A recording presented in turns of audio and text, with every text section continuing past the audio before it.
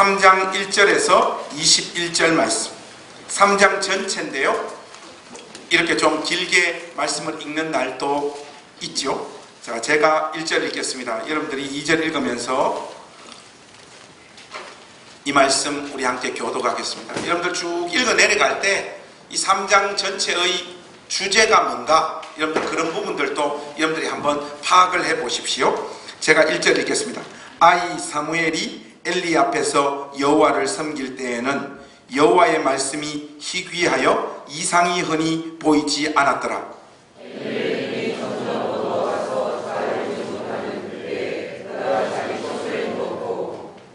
하나님의 등불은 아직 꺼지지 아니하였으며 사무엘은 하나님의 궤에 있는 여호와의 전 안에 누웠더니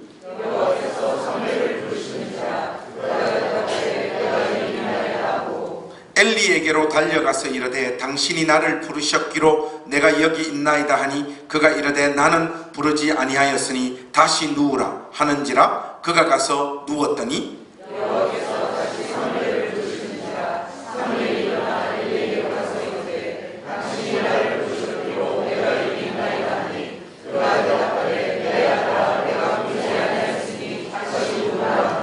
사무엘이 아직 여호와를 알지 못하고 여호와의 말씀도 아직 그에게 나타나지 아니한 때라.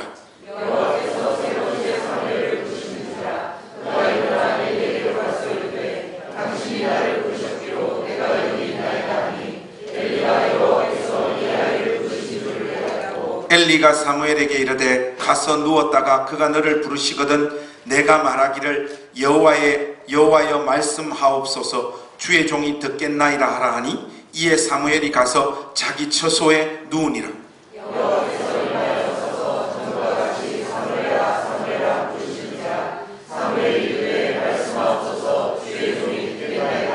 여호와께서 사무엘에게 이르시되 보라 내가 이스라엘 중에 한 일을 행하리니 그것을 듣는 자마다 두 귀가 울리리라.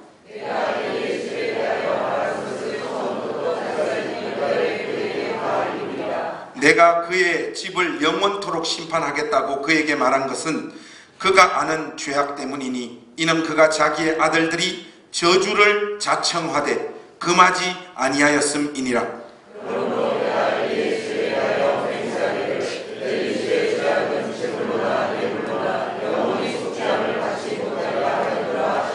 사무엘이 아침까지 누웠다가 여호와의 집의 문을 열었으나 그 이상을 엘리에게 알게 하기를 두려워하더니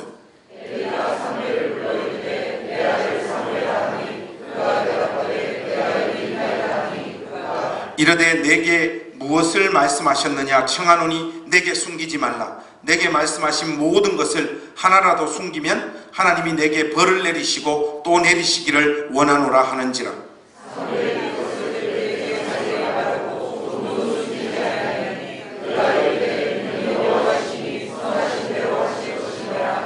사무엘이 자라매 여호와께서 그와 함께 계셔서 그의 말이 하나도 땅에 떨어지지 않게 하시니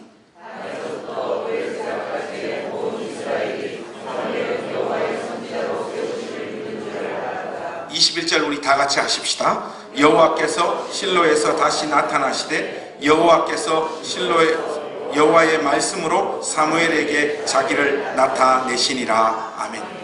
여러분들 우리 이 말씀 함께 나누기 전에 우리 가족들하고 한번 인사하십시다. 오늘 추워서 뭐 보니까 소식 들어보니까 집이 이거 지금 수도관이 다 얼고 동파돼 가지고 집이 지금 아사리판이 돼 가지고 오늘 교회 못 오신 우리 집사님 가정도 있어요. 그래서 뭐 추워서 또 감기에 걸려 가지고 이렇게 못 오신 분들도 많고 하지만 오신 분들 우리 오늘 인사 어떻게 하면 좋을까요? 님이 알고 계십니다. 그렇게 우리 인사 한번 하고 오늘 우리 하나님 말씀 받도록 하겠습니다. 우리 한번 인사 우리 환하게 한번 나누시죠.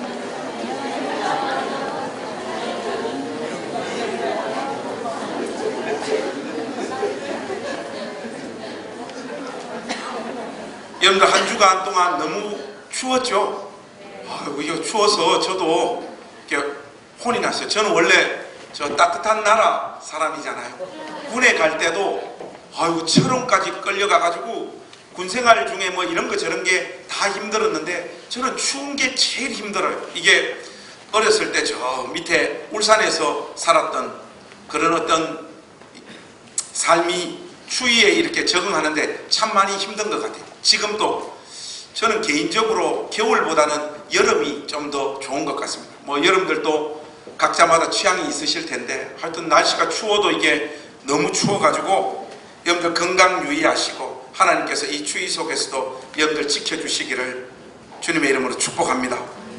오늘 우리가 함께 살펴볼 이 사무엘 3장은 엘리 가문의 타락과 몰락을 지난주에 우리가 살펴보았던 2장보다 더 구체적으로 보여주고 있고, 동시에 그런 환경 속에서 영적으로 성장하여 하나님의 말씀을 온전히 수종드는 선지자로 성장하는 사무엘의 모습을 오늘 우리에게 소개하고 있습니다.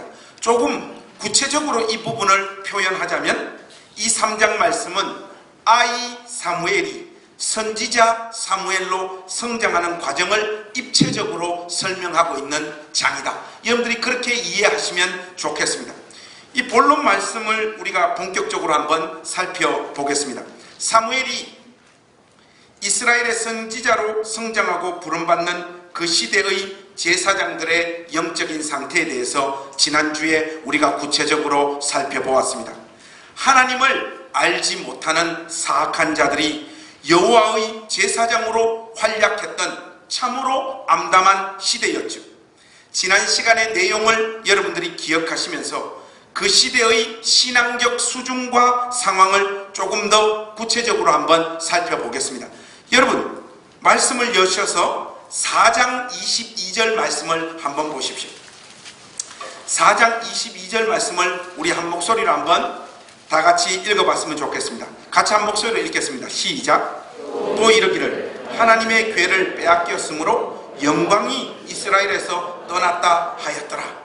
하나님의 말씀을 가르치는 제사장들의 영적 상태가 거의 파산 지경에 이르렀으니 장로들과 주의 백성들도 엉망진창일 수밖에 없습니다. 그들은 하나님의 언약궤 자체에 대단한 능력이 있다라고 생각을 하면서 이 언약궤 들고 나가면 자기들의 삶이 하나님 백성답지 못하여도 주술적 능력이 이 하나님 언약궤에서 뿜어져 나와서 블레셋과의 정쟁에서 승리하고 이길 수 있다라고 생각했던 것입니다. 그만큼 어리석고 영적으로 하나님의 마음과 상황을 캐치하지 못했던 자들이었습니다. 시대 자체가 하나님이 누구신지 전혀 알지 못했고, 당연히 그들 마음속에는 하나님을 경외하고 하나님을 두려워하는 마음들을 찾아보기가 어려웠습니다. 그러한 상태를 향하여 하나님께서 최종적으로 내리신 평가가 무엇입니까? 하나님의 영광이 이스라엘을 떠난 시대, 그렇게 묘사하고 있는 것입니다. 하나님의 영광이 떠나버린 시대가 되면 어떤 일이 구체적으로 주의 백성들 가운데서 벌어지게 될까요? 오늘 본문 1절 말씀이 바로 그 부분을 우리에게 구체적으로 소개하고 있습니다. 1절 말씀을 제가 한번 읽겠습니다. 아이 사무엘이 엘리 앞에서 여호와를 섬길 때에는 여호와의 말씀이 희귀하여 이상이 흔히 보이지 않았더라. 이렇게 말하고 있습니다. 사무엘이 자라고 있는 그 시대는 하나님의 계시가 희귀하여 하나님의 뜻을 분별하기 어려운 시대였다. 성경이 그렇게 말하고 있습니다. 이스라엘의 역사를 살펴보면 하나님의 말씀을 소중하게 생각하지 않았던 시대, 무엇보다도 하나님의 말씀에 적극적인 순종이 결여되었던 그 시대를 향하여 하나님께서 내리시는 최종적인 심판 행위가 무엇이었습니까? 하나님의 침묵이었습니다.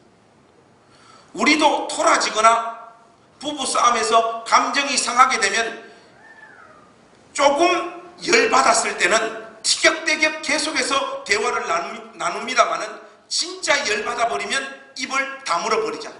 하나님께서 주의 백성들 향하여 가지신 극도로 상한 마음의 상태를 표출하시는 방식이 하나님의 침묵이었습니다. 하나님의 계시가 주의 백성들 사이에 희귀하였더라. 이것은 말 그대로 하나님께서 이스라엘 백성들을 지금 심판하고 계신 것이에요.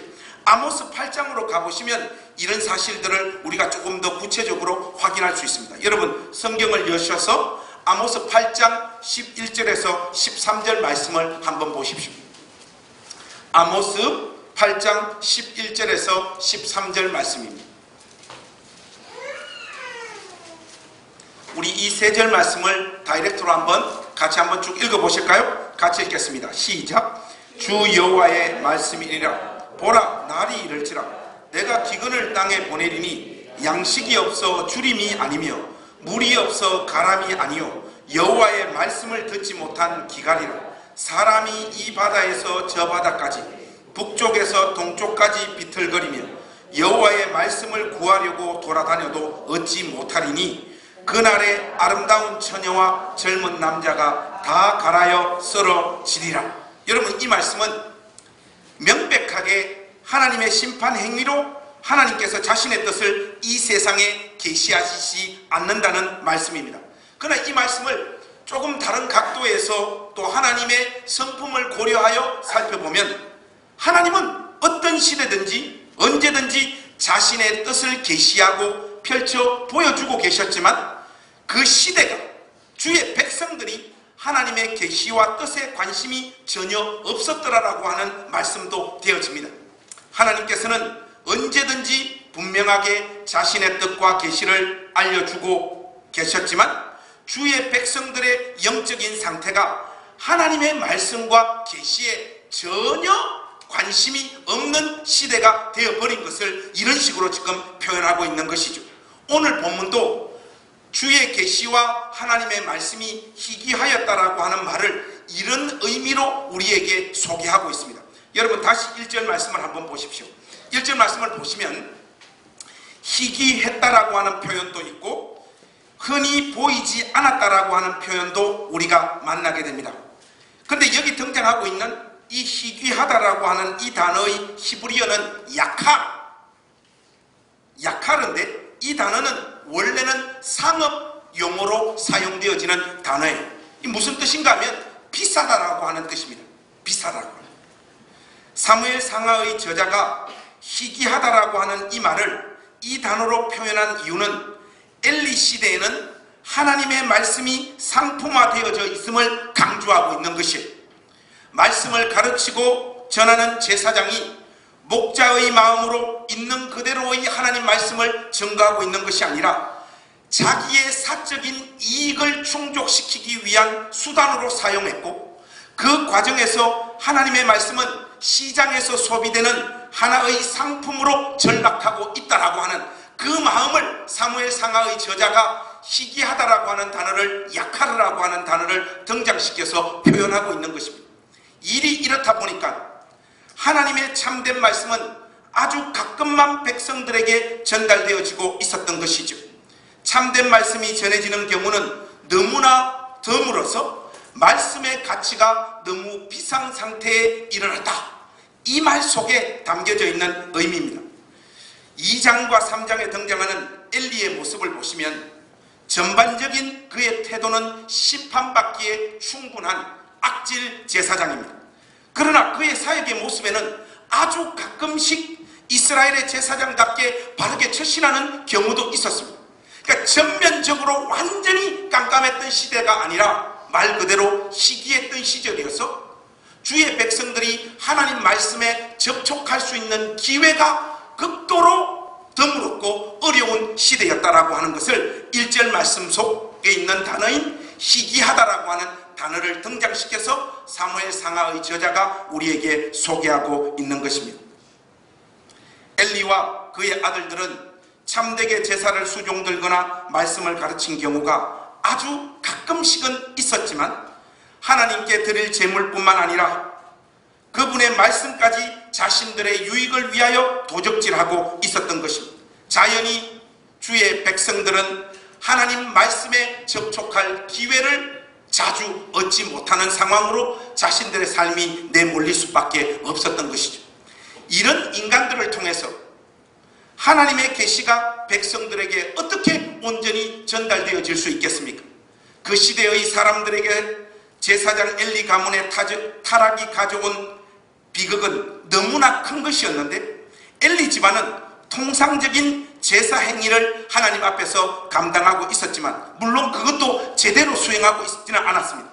그들의 종교적 몸짓은 하나님의 뜻을 그 시대 사람들에게 전달하는 통로가 되지 못했습니다. 하나님의 말씀이 사라지자 1차적으로는 엘리와 엘리의 아들 이 제사장들이 하나님 앞에서 방자히 행하였고, 하나님의 계시와 뜻을 알지 못하는 주의 백성들의 영적인 상태도 심각한 상황으로 치달을 수밖에 없었던 것이죠. 주의 백성들 마음에 하나님을 두려워하거나 하나님을 경외하는 마음들을 찾아보기 어려운 상황으로 흘러가고 말았던 것이죠. 하나님은 단 한 번도 그의 백성들을 포기하거나 그들에게 자신의 신령하신 뜻을 계시하는 것을 멈춘 적이 없습니다.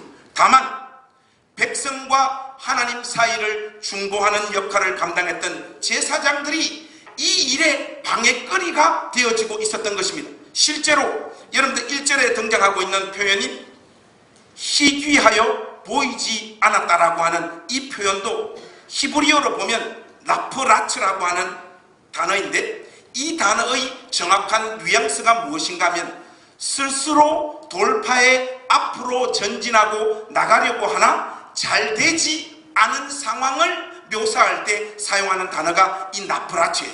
여러분 무슨 말입니까? 하나님의 뜻과 계시가 백성들에게 전달되어야 되는데 엘리와 그의 아들들이 그것을 가로막아 주의 백성들에게 하나님의 말씀이 제대로 전달되어지지 않고 있다라고 하는 말의 뜻인 것입니다. 이제 하나님의 일하심은 자신의 말씀이 주의 백성들에게 전달되어지는 일을 가로막고 있는, 또 왜곡하고 있는, 자신의 말씀을 사적인 이익의 도구로 사용하고 있는 이 제사장들을 제거하는 방향으로 하나님의 일하심이 진행되어질 수밖에 없습니다. 이런 하나님의 일하심과 결심이 옳은 판단이라는 것을 성경은 시종일관 우리에게 증거로 제시하며 소개하고 있습니다. 엘리의 영적인 상태를 보여주고 있는 구체적인 진술이 2절과 3절 말씀이에요. 여러분 2절과 3절 말씀 한번 보십시오. 2절과 3절을 먼저 우리가 한번 같이 읽어봤으면 좋겠습니다. 2절과 3절입니다. 같이 읽겠습니다. 시작. 엘리의 눈이 점점 어두워가서 잘 보지 못하는 그때 그가 자기 처소에 누웠고 하나님의 등불은 아직 꺼지지 아니하였으며 사무엘은 하나님의 궤에 있는 여호와의 전 앞에 누웠더니. 여러분 여기 2절과 3절을 자세히 한번 보십시오. 엘리와 사무엘의 모습을 비교하면서 소개하고 있습니다. 그 중에 가장 중요한 진술은 무엇입니까? 엘리는 자기 처소에 누웠고 사무엘은 하나님의 궤가 있는 여호와의 전에 누웠다라고 하는 표현입니다. 이게 두 사람의 영적인 상태를 여실히 대조하며 보여주는 표현이에요. 사무엘이 누운 장소를 수식하며 강조하고 있는 표현이 무엇입니까? 하나님의 궤가 있는 이라고 하는 표현이에요. 하나님의 궤가 있는 곳에 사무엘이 누웠다. 여기서 말하는 하나님의 궤가 있는 곳은 바로 하나님의 계시가 전달되어지는 지성소를 가르치고 있는 장소거든요. 그러니까 주의 백성들, 특별히 제사장들에게 눕는다라고 하는 이 행위는 물리적으로 그냥 눕는다, 잠을 잔다 이런 뜻이 아닙니다. 하나님의 계시를 기다리는 행위. 실제로 고대 근동의 거의 모든 종교 행위에 개인이 신으로부터 응답을 받기 위해서 신전에서 잠을 자는 풍습이 있었다는 것을 여러분들이 기억하십시오. 이것을 전문적인 신학적인 용어로 인큐베이션이라고 그렇게 이야기합니다. 이방 종교들은 그이가 신상 옆에 가서 누워서 자기들의 신으로부터 계시를 받았지만 이스라엘의 제사장들은 성소, 즉 하나님의 궤 곁 바로 옆에 누워서 하나님의 계시를 전달받았습니다. 무엇보다 이 일은 제사장 엘리가 하나님 앞에서 감당해야 되는 일입니다. 그러나 엘리는 자신의 처소에 가서 잠을 자고 그 일을 사무엘에게 맡겨버리고 있습니다.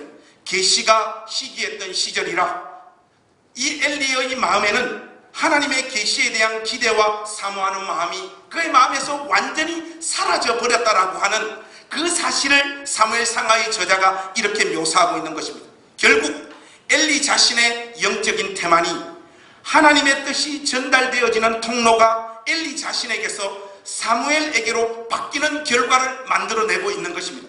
여러분 3절 말씀을 한번 보십시오. 거기 보시면 하나님의 등불은 아직 꺼지지 아니하였으며 사무엘은 하나님의 궤에 있는 여호와의 전 안에 누웠더니 이렇게 말하고 있습니다. 여기에서 등장하고 있는 하나님의 등불이라고 하는 이 표현은 제사장이 초저녁에 불을 붙여 새벽녘이면 저절로 소멸되게 놓아두었던 성소 안의 금촉대를 말하고 있는 것입니다. 히브리어 원문에 보면 테렘 이크베라고 나와 있는데 등불이 아직 꺼지지 않았다라고 하는 번역도 가능하지만 거의 꺼져 간다라고 하는 번역도 가능합니다.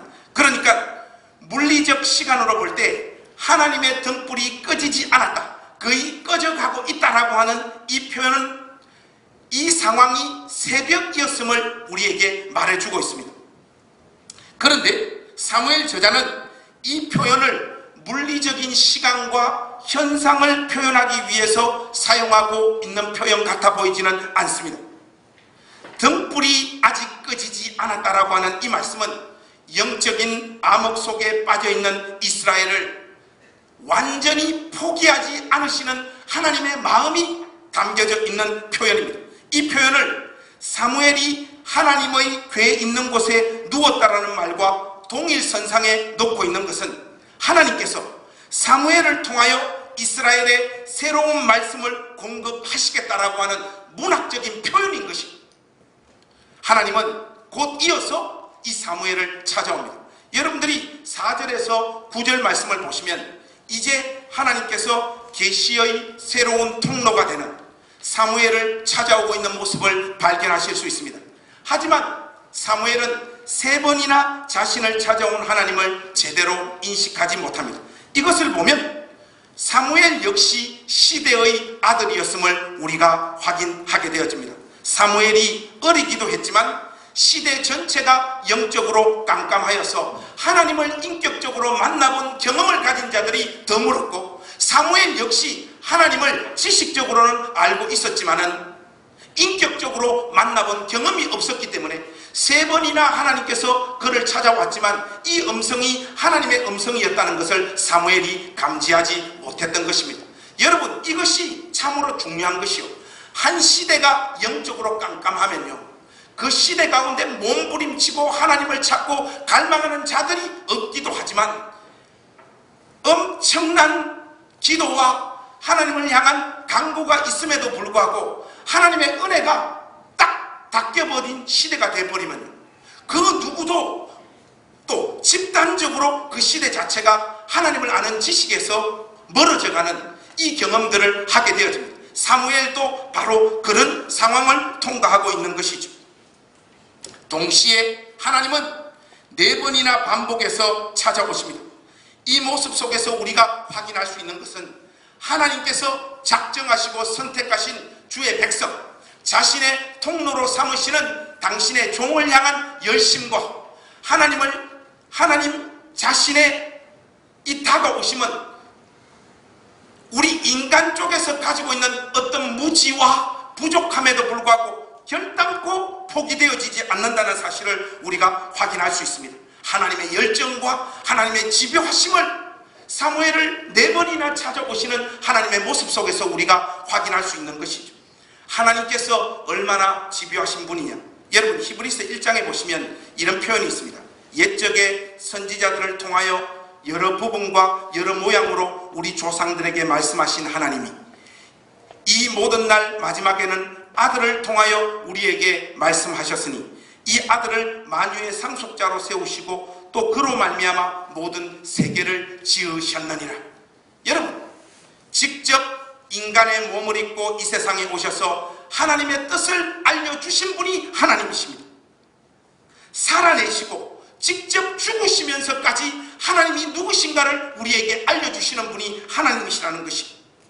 하나님께서 사무엘아 사무엘아 부르시는 모습 속에서 하나님의 안타까움과 하나님의 절절한 그 심정을 여러분들이 읽어내셔야 됩니다. 하나님의 오래 참으심과 인자하심과 성실하심을 통해 사무엘은 드디어 하나님을 만나고 그분의 뜻과 계시를 세상에 선포하는 종으로 등극하게 되어집니다.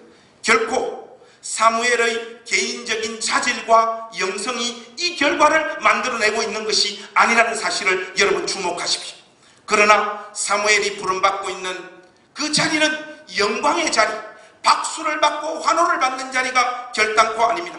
언제나 그렇듯이 하나님의 메신저는 고뇌와 괴로움을 짊어져야 되는 자리입니다. 사무엘에게 전달되어지는 하나님의 계시의 내용을 여러분 한번 보십시오. 이 부분은 우리가 같이 한번 읽어봤으면 좋겠습니다. 드디어 하나님께서 이 사무엘을 찾아오셔서 사무엘 입에 담아주시는 그 내용이 무시무시한 내용들입니다. 여러분 10절에서 14절 말씀, 우리 한번 소리내서 이 말씀은 우리 같이 읽었으면 좋겠습니다. 같이 읽겠습니다. 시작. 여호와께서 임하였소서 사무엘이 가로되 말씀하옵소서 주의 종이 듣겠나이다. 여호와께서 사무엘에게 이르시되 보라 내가 이스라엘 중에 한 일을 행하리니 그것을 듣는 자마다 두 귀가 울리리라. 내가 엘리의 집에 대하여 말한 것을 처음부터 끝까지 그날에 그에게 다 이루리라. 내가 그 집을 영원토록 심판하겠다고 그에게 이른 것은 그의 아는 죄악을 인함이니 이는 그가 자기 아들들이 저주를 자청하되 금하지 아니하였음이니라. 그러므로 내가 엘리의 집에 대하여 맹세하기를 엘리의 집은 죄악은 재물이나 예물로나 영영이 속함을 얻지 못하리라 하였노라. 여러분 이 말씀의 내용이 무엇입니까? 여호와께서 이스라엘 중에 한 일을 행하실 것인데 두 귀가 울릴 것이라고 말하고 있습니다. 두 귀가 울린다고 하는 것은 다른 말이 아니고 영어 성경으로 보니까 훨씬 더 선명해요. 쇼킹한 이야기가 전달되어질 거라는 것입니다. 하나님으로부터 사무엘은 자기 스승 엘리의 죄악에 관한 내용을 들었을 뿐만 아니라 그 죄는 어떤 수단과 방법을 통하여서도 사여지거나 용서함을 받지 못하게 될 것이다 라고 하는 더 충격적인 내용을 전달받았고, 그거보다 더 충격적인 내용은 무엇입니까? 바로 이 엘리를 찾아가서 이 사실을 전달해야 될 당사자가 사무엘 바로 너다라고 하는 이야기입니다. 여러분 이 이야기를, 이 계시를 하나님으로부터 전달받은 사무엘의 고민과 고뇌의 깊이가 얼마나 깊었겠습니까? 충격을 넘어 경악할 수밖에 없었죠. 15절에도 그 사실을 엘리에게 알리기를 두려워했다라고 말하지 않습니까? 분명히 하나님의 뜻이긴 하지만은 자기를 길러주고 자기를 인도하고 자기를 여기까지 세워준 엘리를 향하여 제사장님, 하나님의 심판을 받아서 당신은 죽게 될 것이고 어떤 시도와 어떤 몸부림으로도 당신의 죄와 당신의 아들들의 죄는 용서받지 못합니다. 이 말을 그 당사자에게 가서 어떻게 이야기합니까? 그러나 그 길을 가야 하는 것이 사무엘의 사명입니다. 사무엘에게 이 일이 더 고통스럽게 느껴진 이유는 자기에게 단 한 번도 이 일을 시행해 본 경험이 없는 것입니다. 여러분 16절과 17절 말씀에 보시면 이 상황이 정말 재밌게 이제 전개됩니다. 엘리가 사무엘을 불러 이르되 내 아들 사무엘아 하니 그가 대답하되 내가 여기 있나이다 하니 그가 이르되 내게 무엇을 말씀하셨느냐? 청하노니 내게 숨기지 말라. 내게 말씀하신 모든 것을 하나라도 숨기면 하나님이 내게 벌을 내리시고 또 내리시기를 원하노라 하는지라. 여러분 이 말씀 자세히 한번 보십시오. 엘리가 사무엘에게 하나님의 계시를 묻고 있습니다. 신분이 완전히 역전이 되어지고 있는 거예요. 여러분 우리가 한 2주 전에 살펴보았던 한나의 노래의 주제가 무엇이었습니까? 역전시키시는 하나님이었지 않습니까? 바로 그 일의 첫 번째 사건이 뭐냐? 엘리와 사무엘의 위치가 완전히 역전되어지고 있는 것입니다. 그 말씀이 한나의 노래가 하나의 예언이 되어서 실질적으로 성취되어지고 있는 장면이죠. 말씀이 희귀한 시대가 마감되고 다시 하나님의 말씀이 주어지고 있는 장면입니다. 이렇게 엘리의 시대는 가고 사무엘의 시대가 드디어 도래한 것이죠. 그래서 여러분 19절에서 21절 말씀은 이 사실을 성경이 공식화하고 분명하게 확증합니다. 세대 교체가 완전히 이루어졌음을 선언하고 있는 말씀이 19절에서 21절 말씀이에요. 여러분들 이 말씀도 우리 같이 한번 읽어보십시오. 사무엘이 자라매 여호와께서 그와 함께 계셔서 그의 말이 하나도 땅에 떨어지지 않게 하시니 단에서부터 보엘세바까지의 온 이스라엘이 사무엘은 여호와의 선지자로 세우심을 입은 줄을 알았더라. 여호와께서 실로에서 다시 나타나시되 여호와께서 실로에서 여호와의 말씀으로 사무엘에게 자기를 나타내시니라. 여기 등장하는 이 실로라고 하는 단어가 계속해서 반복되어지고 있는 것은 바로 이 실로가 그때 당시의 신앙의 중심 지역이었고, 공식적인 장소에서 사무엘은 공식적으로 이스라엘의 선지자가 되었다라고 하는 말씀을 선언하고 있는 것입니다. 여기서 여러분들이 착각하시면 안 되는 사실이 하나 있어요. 그게 뭔가 하면, 여러분 오늘 본문 말씀 18절까지는요 단회적이고 순식간에 이루어진 사건들입니다. 그런데 19절에서 21절의 이 말씀은 오랜 기간 동안에 걸쳐서 이루어진 사실이라는 것을 여러분 꼭 기억하십시오. 쉽게 말해 사무엘이 전 국가적인 영적인 지도자로 올라선 것은 자신의 소명을 사역과 삶으로 충분히 입증하고 난 후의 일이라는 것, 여러분 이것이 아주 중요한 포인트입니다. 실제로 사무엘상 9장에 가보시면 사울이요 사무엘의 존재를 전혀 모르고 있었다는 것. 이 일은 하나님께서 그에게 나타나셔서 전 이스라엘 백성들이 사무엘이 우리나라의 공식적인 영적인 지도자 선지자가 되었다 그렇게 인식했던 것이 아닙니다. 오랜 기간을 통하여 하나님이 그를 만나셨고 그에게 소명을 주시고 그에게 말씀을 담아주신 사실을 긴 시간과 세월을 통하여 참으로 내가 하나님으로부터 부름받은 자가 맞다라는 것을 자기가 증명한 것입니다. 사무엘도 다윗도 하나님께서 그들을 부르신 그 소명을 자신들의 진실된 삶으로 증명해야만 됐다는 사실을 우리가 꼭 기억해야 됩니다. 소명이라는 것은 기도원에 올라가서 기도하다가 하나님이 나를 목사로 불렀어요. 그러니까 나는 신학교 가겠어요. 이렇게 끝나는 일들이 아닙니다. 우리나라는 이상한 문화들이 있습니다. 사업하다가 망하면 다 목사가 돼. 뭐 하다가 쫄딱 망하면 하나님의 부름입니까? 그것은 다른 장사를 하라고 하는 하나님의 계시입니다. 종교업은 돈이 안 돼요. 그가 한 사람이 주의 종으로 나서는 그 길을 함께 주를 섬기는 주님의 몸된 교회 권속들이 인정해 주지 않는다면 그 길을 가서는 안 되는 것이, 그 소명은 가짜일 가능성이 거의 100%입니다.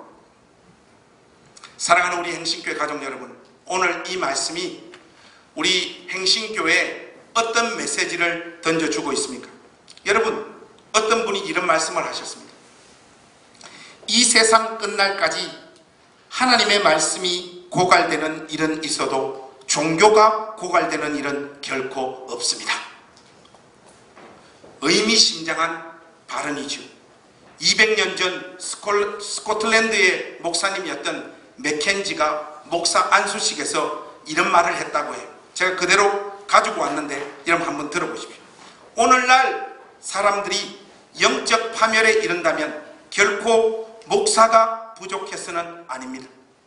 목사의 숫자가 이집트의 메뚜기 떼같이 많아질 날이 머지 않았습니다.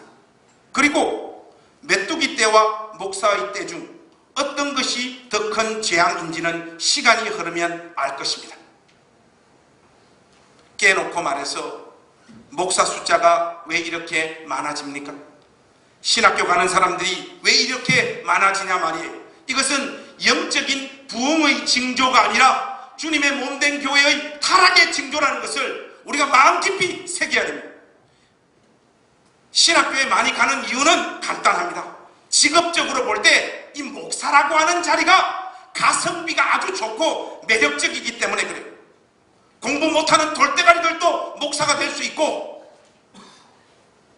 그것들을 통하여 자기의 신분의 안정과 경제적인 누림들이 보통 그 수능 성적으로는 누릴 수 없는 삶을 자기 삶에 가져올 수 있기 때문에 신학교에 이렇게 많이 가는 것이죠. 이런 정신에 사로잡힌 자들이 신학교를 향하여 너나 나나 막 달려갑니다. 세월이 흐르면 거기서 배출된 목사들의 수는 교회에 복이 되기보다는 화가 되는 결과를 만들어낸다는 것, 이것을 우리가 생생하게 만나고 있지 않습니까? 2, 3년 전부터는 신학교가 미달 사태로 직면하고 있습니다. 이유는 간단합니다. 개척을 하고 교회를 세워도 사람들이 오지 않거든요. 계산 튕겨보면 이제 막차라는 것을 누구나 다 알기 때문에 신학교로 다시 가지 않는 것입니다. 사랑하는 우리 행신교회 가족 여러분, 엘리와 엘리의 두 아들이 저지른 수많은 비행들 중에 가장 악질적이고 가장 치명적인 잘못은 다른 것이 아니에요. 주의 백성들이 그들 자신들의 사역으로 말미암아 하나님 앞으로 나아가는 일에 방해가 되었다는 것입니다. 제사장이 존재하면 그 제사장으로 말미암아 하나님을 아는 지식과 하나님을 섬기는 일에 도움을 받아야 되는데, 제사장들로 말미암아 하나님 앞으로 나아가는 일이 방해가 되는 일들이 벌어지고 말았다는 것입니다. 진지한 마음으로 우리 행신교회 가족들에게 말씀드립니다. 여러분 개인의 영적인 게으름과 나태함을 사역자의 탓으로 돌리는 악한 인간들이 되지 마십시오. 여러분의 못난 인격적 문제들 때문에 파생되어지는 결과들 가지고 우리 제발 좀 그만 때려잡으세요. 그러나 우리 시대는 너무나 많은 예수 믿는 신자들이 교회와 특별히 목사들로 인해 하나님을 알아가고 믿는 일에 도움을 받기보다는 오히려 방해를 받고 있는 것이 사실입니다. 이것은 부정하기 어려운 객관적인 팩트예요. 저 역시 이 메시지 앞에서 자유롭지 않은 인간임을 여러분들 앞에 고백합니다. 저 때문에 하나님 믿는 일에 방해를 받고 상처받고 괴로워하는 사람들이 왜 없겠습니까? 이것은 정말로 저 개인적으로는 죽을 만큼 괴로운 일이 틀림없습니다. 주중에 생면부지의 어떤 여집사님으로부터 전화가 한 통 걸려왔습니다. 그래서 뭐 이런저런 이야기를 많이 하시는데 결론은 뭔가 하니까, 목사님, 제가 지금 다니는 교회는 없는데 우리 사업장에 와서 목사님 예배 좀 드려주시면 안 되겠습니까? 그렇게 이야기하더라고요. 저는 행신교회 목사이기도 하지만 하나님 앞에서 부름받은 목사고, 하나님 앞에 예배하기를 원하는 사람이 우리 교회 소속이 아니지만은 마땅히 가야 되는 것이 목사의 역할 가운데 담겨 있다라고 저는 확신해요. 그래서 집사님 어디십니까? 하니까 여기서 차 타고 1시간이나 걸리더라고요. 소명을 실행하기는 참 어렵더라고요. 혼자 가기가 어려워가지고 우리 담임 전도사님에게 전화를 드렸어. 전사님 좀 같이 가주실 수 있겠습니까? 해서 어제 우리가 그 바쁜 토요일 날 전사님하고 차를 1시간이나 타고 갔습니다. 한테 추워 죽겠더라고. 가서 그 집사님 4분이 이렇게 나와 계신데 이야기를 들었어요. 먼저 충분히 이야기를 들었는데 교회를 50년 다녔다는 거예요. 근데 50년 다닌 교회를 때려치우고 교회 안 다닌 지 지금 3년이 됐다는 거예요. 그 이유가 뭐냐? 핵심은 목사입니다. 가장 많이 상처받았던 이야기가 뭔가 하니까, 자기가 경제적으로 궁핍하고 어려웠을 때 하나님 앞에 11조 드리기가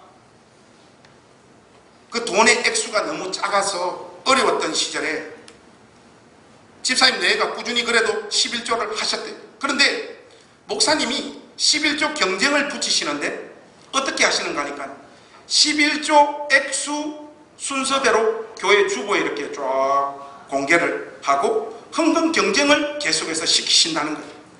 이것 이외에도 상상을 초월하는 이야기들이 저 가운데 들려졌습니다.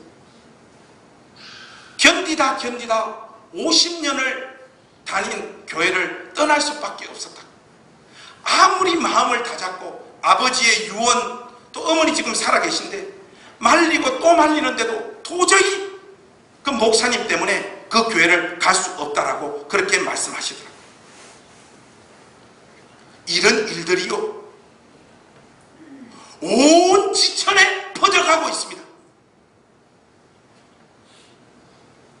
여러분 모두에게 절실히 요구되어지는 일은 어떤 강단에서 참된 말씀이 선포되어지고 있는지, 누가 바른 말씀을 선포하고 있는지를 분별하는 일인 줄도 믿습니다. 문제는 우리 시대가 하나님의 말씀에 대한 진지한 공부와 고민이 없기에 제대로 된 하나님의 말씀이 선포되어지는 곳을 분별해내지 못한다는 것입니다. 무엇이 하나님의 말씀인지를 간파를 못해요. 여러분이 먼저 기도하고 말씀을 공부하는 일에 진지한 마음으로 응하기 전에는 여러분들도 목사에게 속을 수밖에 없다는 사실을 명심하십시오. 언제부턴가 신자들 사이에 교회를 찾는 이유들이 대단히 천박해지고 있습니다. 본질적인 내용은 교회를 찾는 이유로 큰 비중을 차지하지 못하고 있어요. 대부분의 신자들이 자기의 취향과 기호와 자기 이익에 맞는 교회를 찾습니다.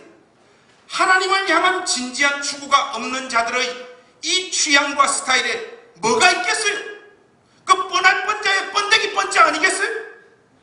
하나님 말씀을 진지한 마음으로 읽고 공부하면서 참된 말씀이 선포되어지는 현장으로 떠나십시오. 그것이 핵심입니다. 다른 것은 전부 다 교회를 선택하는 일에 부질없는 조건들이라는 것을 여러분들이 기억하셔야 됩니다. 그런데 말이죠, 이 일이 정말 만만치가 않아요. 왜냐하면 거짓 선지자들의 종교 테크닉이요, 상상을 초월할 정도로 뛰어나기 때문에 그렇습니다. 여러분들 우리 말씀 한 구절 찾아보십시오. 어디로 가시는가 하면 민수기 22장으로 한번 가보십시오. 민수기 22장 18절 19절 말씀을 한번 보십시오. 민수기 22장 18절에서 19절 말씀.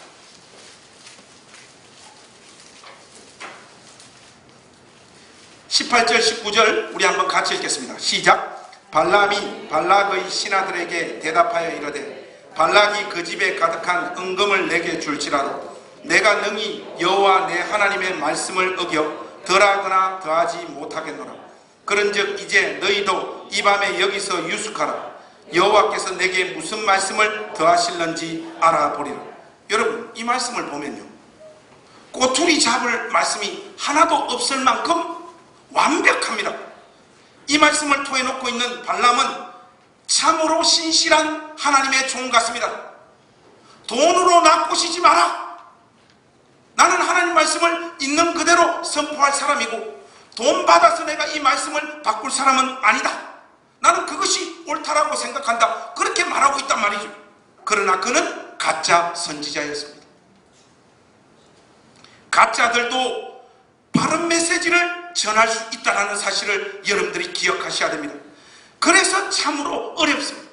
사람들은 자신이 받은 교육과 취향에 따라서 나름 바른 교회와 목사가 갖추어야 할 덕목을 자기 가슴 속에 리스트화 해가지고 딱 가지고 있어요. 보면 뭐냐? 설교를 잘해야 되고, 목사님은 겸손해야 하고, 진실되어야 하고, 돈을 밝히지 말아야 하고, 온유해야 된다. 딱 뭐 저 같은 사람을 가리키는 건데, 하지만 여러분 목회자로서 밥 먹고 살려면요 무슨 지신들 못합니까? 탤런트 성동이를 향해 리포트가 이런 질문을 해요. 어떻게 그렇게 연기를 실감나게 하십니까? 하니까 이 성동일의 대답이 기가 막힙니다. 입금되면 다 합니다. 먹고 살기 위해서는 눈치가 제법 있고 약간의 종교적 센스만 가지고 있는 사람들은 성도들이 요구하는 이상적 목사의 덕목을 어느 정도 다 구현해낼 수 있습니다. 입금이 되면 다 가능해요. 사람들이 자신의 본심을 알아채지 못하도록 얼마든지 과도한 행위를 할 수 있고, 이 행위가 되풀이되고 세월이 되면 버릇으로 자리를 잡아서 타인들의 심령을 가볍게 속일 수 있는 경지에 올라설 수 있단 말이죠. 제가 확신하건대 목회자들의 이런 종교 테크닉에 속아 놀아나고 있는 사람들이 이 땅, 이 나라, 이 땅, 이 교회 안에 천지백가리가 되어버렸다는 사실, 여러분들이 두렵고 떨리우는 마음으로 이 말씀 앞에 서셔야 됩니다. 그렇다면 여러분, 성도들이 순진하여 속고만 있는 것일까요? 그런 분들이 분명히 존재하는 것은 사실이지만 목사가 바른 말씀을 전하는지 않는지, 하나님의 계시를 올바로 전달하고 있는지 않는지, 그런 것에는 대부분의 성도들이 관심이 없습니다. 말씀을 제대로 전하고 안 하고는 자신의 관심사가 아니에요. 자기가 교회를 다니는 동안 자기를 불편하게 만들지 않으면 됩니다. 귀찮게 만들지만 않으면 돼요. 헌금하라, 봉사하라, 모여라, 이런 일에 자유를 주시고, 내가 정해서 내 마음대로 적당할 때 교회를 가고 신앙생활 할 테니 너무 깊이 타치는 하지 마라, 이런 교회를 찾아놨습니다. 여러분, 우리 교회가 2년 만에 왜 이렇게 성장한 줄 아십니까? 다 그런 인간들이 모여서 그런 거 아니에요? 이런 생각을 가지신 분들이 어느새 교회를 장악하기 시작해버렸습니다. 이런 분들은 적당한 크기의 교회를 찾습니다. 절대로 작은 교회 가지 않아요. 왜냐? 자기의 꼬라지가 다 드러나거든요. 대충 다닐 수 있는 곳, 그러면서 종교적 위안을 받고 내가 그래도 교회는 꾸준히 다니고 있다라고 하는 스스로의 만족을 얻을 수 있을 만한 공간들을 찾아서 교회를 선정합니다.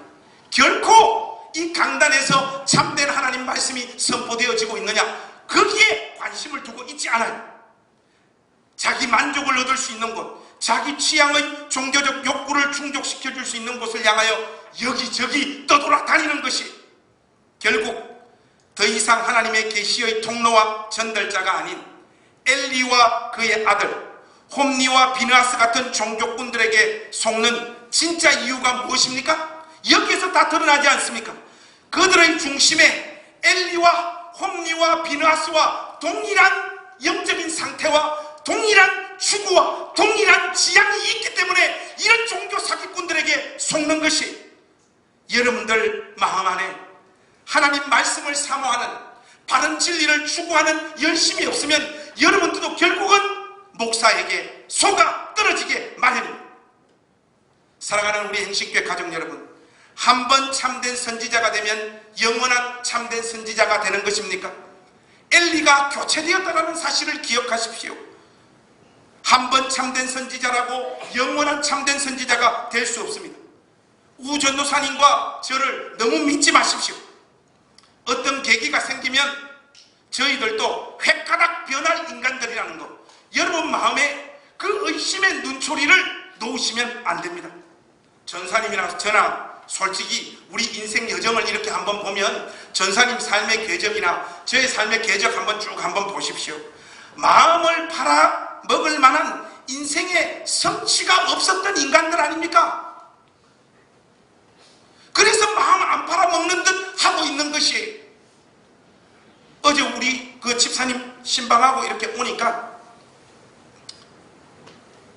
뭐 이렇게 백에 뭘 주셔가지고 와서 우리가 잘 먹고 했는데, 저녁에 잠자리에 들기 전에 우전사님이 카톡을 이렇게 보냈어요. 목사님, 이 맨 밑에 이 집사님들께서 헌금을 하셨다고, 이 봉투를 3개를 이렇게 해서 하셨다고 이 톡이 왔어요. 왜 전도사님 백에 그걸 넣었을까? 기분이 확 상하더라고요. 그래서 전사님이 드립을 치는데 저한테 이렇게 드립을 쳐요. 목사님, 여기 헌금 봉투가 만져보니까 이거 두둑하고 두꺼운데 이걸 제가 정직하게 말하는 것을 보니까 저는 참된 종이며 천국 백성인 것 같습니다. 그렇게. 근데 그렇지 않습니다. 액수가 작았기 때문에 밝힌 거예요. 사무엘이 긴 세월을 통해 참된 종임을 증명했듯이 전사님과 제가 이 사역을 다 내려놓는 그 순간까지 하나님 말씀을 가감없이 순전하게 선포하는 사역자가 될 수 있도록 여러분 도와주시고 기도해 주시기를 주님의 이름으로 부탁합니다.